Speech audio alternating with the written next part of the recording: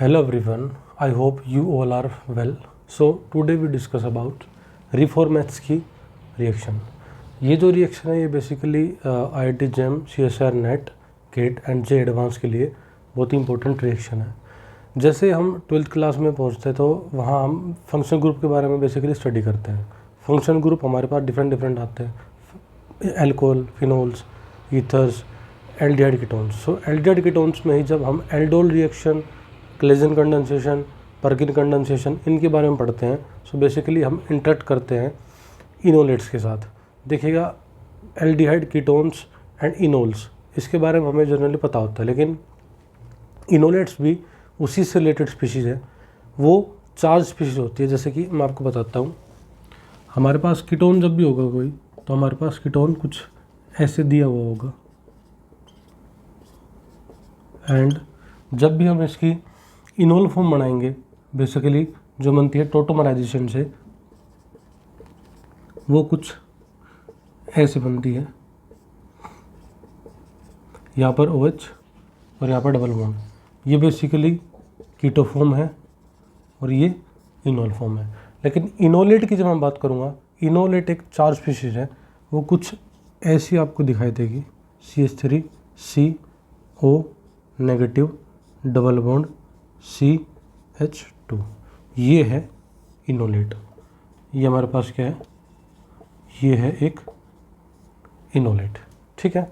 सो aldol reaction में भी हमारे पास क्या होता है कि फॉर्मेशन होती है इनोलेट की। उसमें इनोलेट जो है वो एक न्यूक्लियोफाइल तरह बिहेव करता है, और जो एल्डिहाइड कीटोन स्पीशीज है वो एक इलेक्ट्रोफाइल तरह बिहेव करेगा। ऐसे पर्किन कंडेंसेशन में, ऐसे नोवेंजल कंडेंसेशन में होता है, स्टोबिक कंडेंसेशन में भी ऐसा ही कुछ होता है। उसमें एक हमारे पास न्यूक्लियोफाइल जो है वो इनोलेट होता है, और इलेक्ट्रोफाइल एक एल्डिहाइड या कीटोन मतलब कार्बोनिल कंपाउंड वाली स्पीशीज होगी। रिफॉर्मेट्स की रिएक्शन में बेसिकली जो इनोलेट बनता है वो जिंक का इनोलेट बनता है। जिंक का जो इनोलेट है वो बिहेव करता है as a nucleophile, and aldehyde ketone as a हमारे पास इलेक्ट्रोफाइल तरह बिहेव करेंगे। सो बेसिकली हम सबसे पहले रिफॉर्मेट्स की रिएक्शन की, हमारा जो मेन कंसर्न है टुडे वो रिफॉर्मेट्स की रिएक्शन का है। सो सबसे पहले रिफॉर्मेट्स की रिएक्शन की एक एग्जांपल ले लेते हैं, एक बेसिक एग्जांपल ले लेते हैं रिफॉर्मेट्स की रिएक्शन का। वो कुछ ऐसे है, देखिएगा। इसमें क्या होगा, हमारे पास एक तो हमारे पास होगा enolate and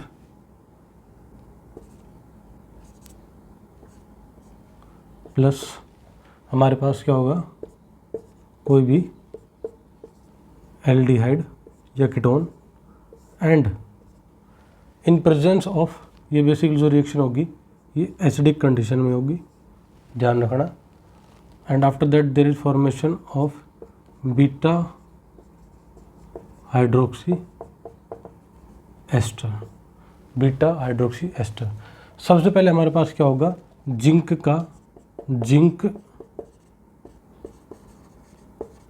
enolate of ester, and ये हमारे पास क्या हो जाएगा, एज ए इलेक्ट्रोफाइल बिहेव करेगा, और ये हमारे पास बिहेव करेगा as a nucleophile. And acidic condition हमको दी हुई होगी। जिंक इनोलेट हमें प्रिपेयर करना पड़ेगा, उसके लिए हमें एस्टर दिया होता है, बेसिकली अल्फा हेलो एस्टर दिया होता है, उस पर जिंक डालना पड़ता है।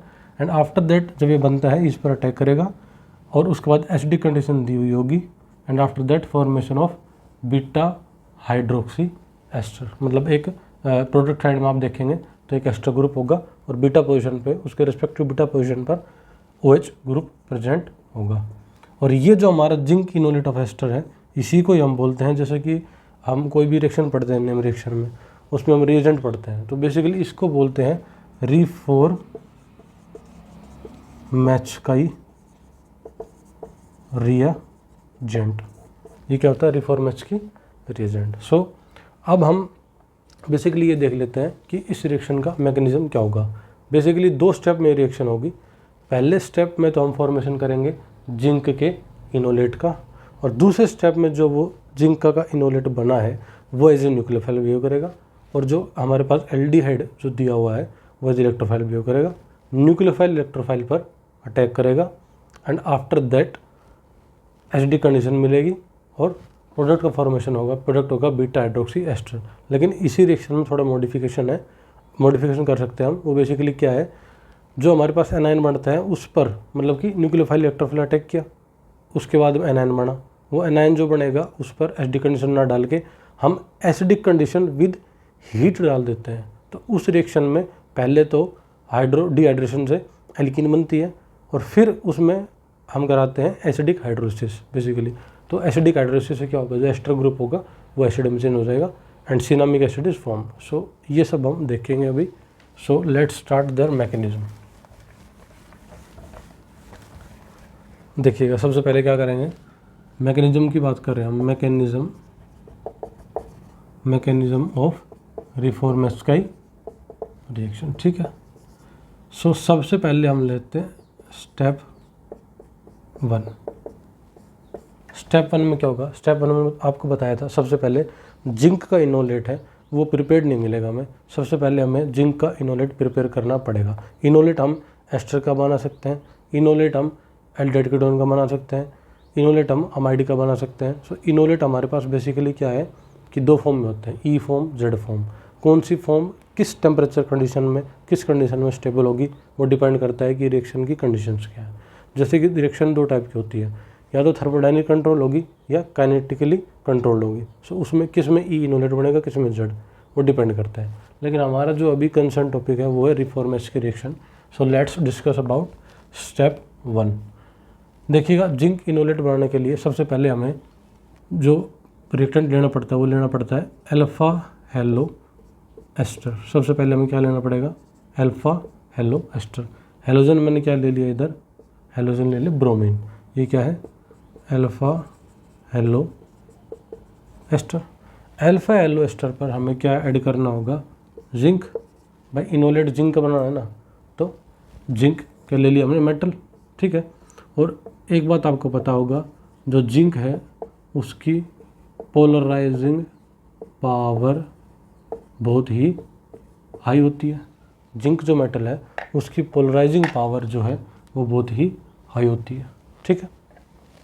जिंक जो है वो इसके पास 2 इलेक्ट्रॉन होंगे Zn2+ फॉर्म में, मतलब कि अब जिंक जो है 2 इलेक्ट्रॉन देके फिर वो अपने आयनिक फॉर्म में हो जाता है, कैटायनिक फॉर्म में, Zn+2 की फॉर्म में। सो इसके पास हमारे पास क्या है, 2 इलेक्ट्रॉन। देखो इसके एक डायरेक्ट मैकेनिज्म भी है जिंक इनोलेट बनने का और एक रेडिकल मैकेनिज्म है। सबसे पहले रेडिकल मैकेनिज्म देख लेते हैं और फिर हम डायरेक्ट मैकेनिज्म देख लेंगे। इसमें जब भी ये जो जिंक है इस C डबल बॉन्ड के विसिनिटी में आता है तो ये जो हमारी जो बॉन्ड है C double bond O bond, इसका हीटर मतलब कि होमोलिटिक क्लीवेज हो जाएगा, 1 इलेक्ट्रॉन O पर 1 इलेक्ट्रॉन कार्बन पर। तो देखिए क्या होगा, Br 1 इलेक्ट्रॉन O पर 1 इलेक्ट्रॉन C पर, और हमारे पास जो OET है ये एज ए सेम यहाँ रिसाइड रह जाएगा, ऐसे कैसे।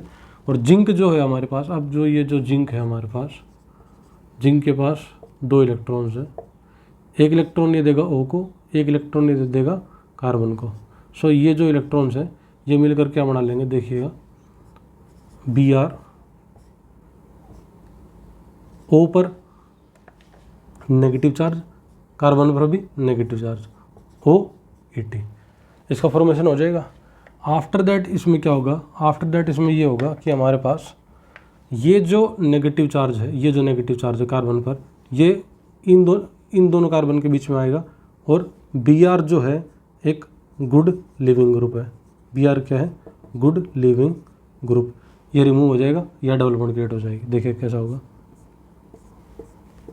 O नेगेटिव OET, ये ऐसे कैसे सेम रहेगा, O नेगेटिव, इन दोनों कार्बन के बीच में डबल बॉन्ड बनेगी और ये जो कार्बन ब्रोमीन बॉन्ड है ये टूट गई, इसलिए नेगेटिव चार्ज यहाँ पर आया, क्योंकि यहाँ पॉजिटिव चार्ज क्रिएट हुआ था ना, उसको खत्म करना था। तो O नेगेटिव इन दोनों कार्बन के बीच में आ गया। So it is our enolate. और ये जो इनोलेट है बेसिकली इसमें जिंक एंड Br इस नेगेटिव चार्ज की विसिनिटी में प्रेजेंट होगा, क्योंकि जिंक के ऊपर प्रेजेंट होगा +2 चार्ज और यहाँ पर है माइनस चार्ज, ठीक है, और इधर भी क्या होगा, minus charge. So it is our, ये क्या है, ये हमारा है जिंक का इनोलेट। क्या है, जिंक का इनोलेट। डायरेक्टली अगर आपको बनाना है तो ऐसा होगा कि जिंक जो अपने इलेक्ट्रॉन O को देगा, ठीक है, O की जो ये पाई बॉन्ड टूट के यहाँ पर आएगी और ब्रोमीन बार। ये डायरेक्ट मैकेनिज्म है जिंक इनोलेट बनाने का, और ये जो मैकेनिज्म हमने पढ़ा है ये है बाई रेडिकल मैकेनिज्म। ठीक है, अब देखिएगा स्टेप 1 में हमने क्या किया। स्टेप 1 में हमें अल्फा एलो एस्टर से जिंक इनोलेटिक फॉर्मेशन कर ली। जिंक को ऐड करवा कर, जिंक एक मेटल है, वो इलेक्ट्रॉन डोनेट कर देगा सी डबल बॉन्ड ओ को। अब देखिएगा स्टेप सेकंड की बात करते हैं। ठीक है, स्टेप सेकंड में क्या होगा, जो जिंक का इनोलेट बना है हमारा, जिंक का जो इनोलेट बना है, zinc enolate of ester ZnBr। ठीक है, इसको कुछ मैं ऐसे रिप्रेजेंट कर देता हूँ, O ZnBr। ठीक है, और हमारे पास इधर हो जाएगा OET प्लस हमारे पास क्या दिया हुआ है, देखो मैंने बताया था रिएक्शन में शुरू में ही मैंने एल्डिहाइड की स्पीशीज ली थी आपके पास, कि जो एल्डिहाइड या कीटोन है हमारे पास वो एज इलेक्ट्रोफाइल बिहेव करेगा, और ये बिहेव करेगा एज ए न्यूक्लियोफाइल। ठीक है, तो इलेक्ट्रोफिलिक फॉर्म हमारे पास मैंने फॉर एग्जांपल ये ले लिए, ये बड़े। ठीक है, ये एक एल्डिहाइड है, ये इलेक्ट्रोफिलिक स्पीशीज हमारी न्यूक्लियोफिलिक स्पीशीज इलेक्ट्रोफिलिक स्पीशीज पर क्या करेगी, अटैक करेगी। कैसे करेगी देखिएगा, ये जो बॉन्ड है सी डबल बॉन्ड O, ये जो O है ये हमारे पास किसके साथ कोऑर्डिनेट हो जाएगा, जिंक के साथ। किसके साथ कोऑर्डिनेट हो जाएगा, जिंक के साथ, कुछ ऐसे। ठीक है, ये O और Zn की बॉन्ड है, ये जो बॉन्ड है ये हमारे पास कहाँ जाएगी, ये जो बॉन्ड है ये बेसिकली यहाँ जाएगी, और ये बॉन्ड टूट के यहाँ जाएगी। एंड आफ्टर दैट देखिएगा क्या होगा इसमें,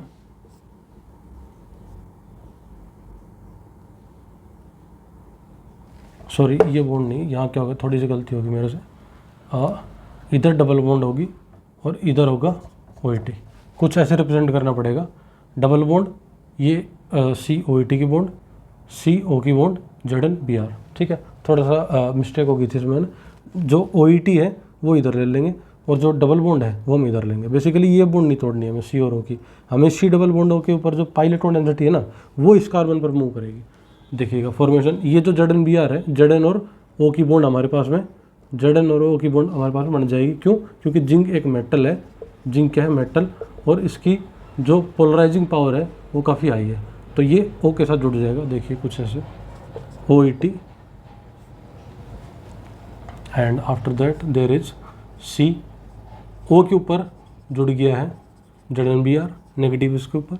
ठीक है, और ये हमारे पास डबल बॉन्ड बन गई है, एंड C से जुड़ गया हमारे पास ये जो था हाइड्रोजन, और एक फिनाइल हमारे पास जुड़ा हुआ है।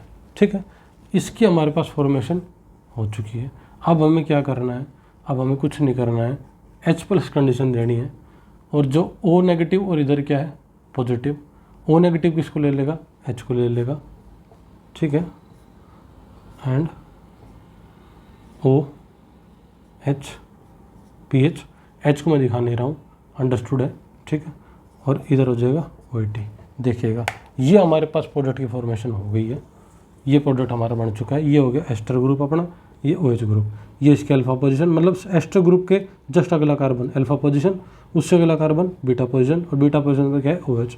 तो ये क्या हो गया, beta hydroxy ester.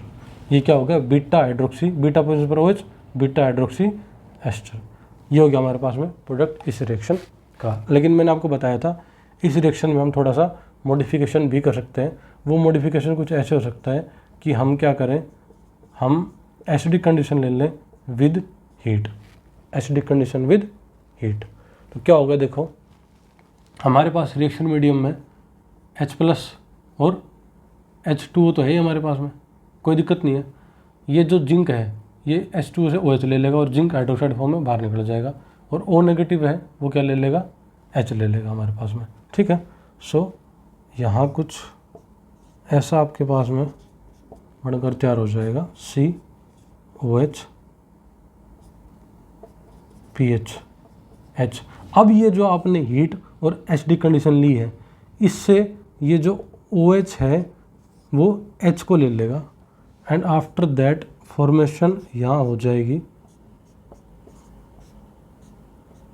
OH2 positive की, PH UQ रह गया और H UQ रह गया। यहाँ से क्या होगा, यहाँ से अब ये होगा कि डिहाइड्रेशन होगा और एल्कीन का फॉर्मेशन हो जाएगा। कैसे होगा देखना, OET C double bond O। अब यहाँ से जो H है और ये जो OH2 बाहर निकलेगा तो इधर पॉजिटिव चार्ज क्रिएट होगा, उस पॉजिटिव खत्म कौन करेगा, ये H अपने CH के बॉन्ड इस कार्बन कार्बन बॉन्ड के बीच में देख के चला जाएगा। सो यहाँ किसी की फॉर्मेशन हो जाएगी डबल बॉन्ड की, और हमारे पास इधर क्या है PH, H है ही, मैं लिख नहीं रहा हूँ, ठीक है। ये हमारे पास एक एल्कीन बन गई, ठीक है, अल्फा बीटा अनसैचुरेटेड एस्टर बन गया। अब इसमें क्या करा देते हैं हम, इसमें हम करा देते हैं एसिडिक हाइड्रोलाइसिस, ठीक है। देखो एस्टर की हाइड्रोलाइसिस दो टाइप्स हो सकती है, एक एसिडिक एक बेसिक। एसिडिक हाइड्रोलाइसिस करते हैं तो फॉर्मेशन होती है एसिड की, ये जो हमारा OET ग्रुप है ना, इधर OH ग्रुप आके अटैच हो जाएगा और बनता है सिनामिक एसिड। सिनामिक एसिड किसको बोलते हैं, एसिड और उसके सब्सिट्यूएंट कार्बन पर ही, अगले कार्बन पर ही अगर डबल बॉन्ड हो, मतलब अल्फा बीटा अनसैचुरेटेड एसिड, उसको बोलते हैं सिनामिक एसिड, उसका दूसरा नाम होता है।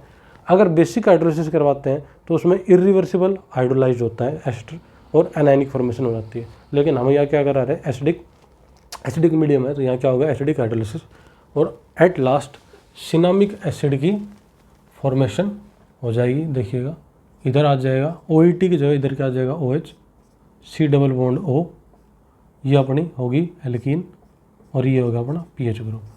क्या हो गया, PH ग्रुप, और इसी को क्या बोलते हैं हम, सिनामिक एसिड।